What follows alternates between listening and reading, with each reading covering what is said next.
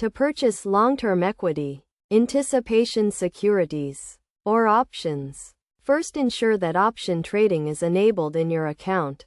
If it's not, open the app, click on the profile icon, and then select the three-line menu. From there, scroll down to the option trading section and click on Enable Option Trading. You will be prompted to provide personal details and agree to terms and conditions, after which your application will be reviewed and option trading will be enabled if you're eligible. Once option trading is enabled, open the app again and click on the search icon. Search for the stock you want to buy options for by entering the store name or ticker symbol, and select the desired asset from the search results. On the Assets Detail page, tap on the Trade button and choose the Trade Options option. Select a long-term expiration date, typically more than 1 year in the future, by scrolling through the available dates.